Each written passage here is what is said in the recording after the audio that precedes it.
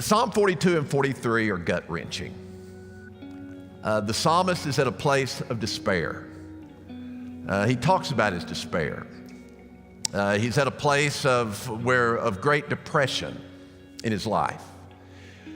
And one of the things that he allows us to see is he allows us to see his very real emotions.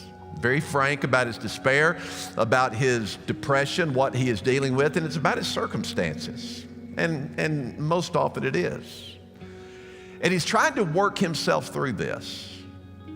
He realizes who he's supposed to be, but it conflicts with the emotions and the feelings that he's experiencing because they're in exile.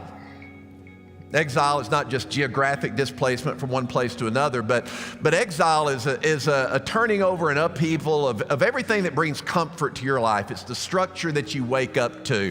It's the simple things that I get up on this side of the bed, I brush my teeth at this moment, and we all have these structures and routines that we don't realize give so much comfort and predictability and manageability to our lives. When you're in exile, it's all that's turned upside down. I always tell college students when you leave home and come to college, that's an exile experience. Everything you've ever known is turned upside down, and you're having to rebuild a new structure in your life.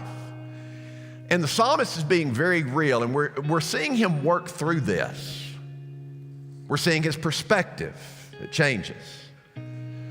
And one of the things that I recognized in reading some of this, what became so familiar to me and watching him trying to work through his emotions as he's dealing with these intrusive thoughts that come into his mind, the way that he works through this is very much akin to what's called in psychotherapeutic practices, what's referred to as CBT, cognitive behavioral therapy. Cognitive behavioral therapy, it's different from other psychoanalytical approaches that seek to look at the hidden meaning behind why you act the way that you act. Cognitive behavioral therapy, or CBT, is actually an approach that's vastly different. It's not that new, but it was originally created to deal with issues like depression, anxiety, other mental illnesses, but it was a very different approach from the psychoanalytical approach in that CBT makes the attempt to be very problem-focused. It's very problem-focused. It's very action-oriented. Okay, here's the problem. Here's the issue. What is the action that is necessary?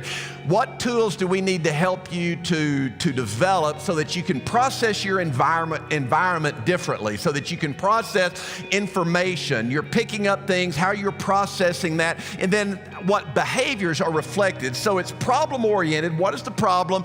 Now then, how do we address that in ways that are consistent, that are more healthy in the interpretation of your environment, the stimulation that you're experiencing, and putting that into positive action? That's the approach of CBT. Well,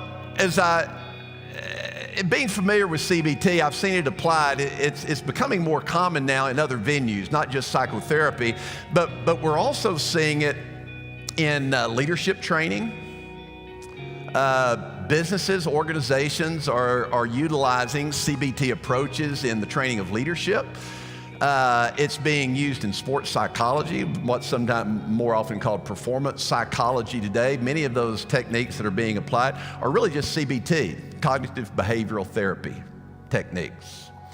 And as I have become more familiar with these, especially on the performance psychology side, one of the things that quickly came to mind to me in reading some of these approaches and foundational ideas is that before cognitive behavioral therapy, before CBT, there was another kind of CBT. There was cognitive behavioral theology.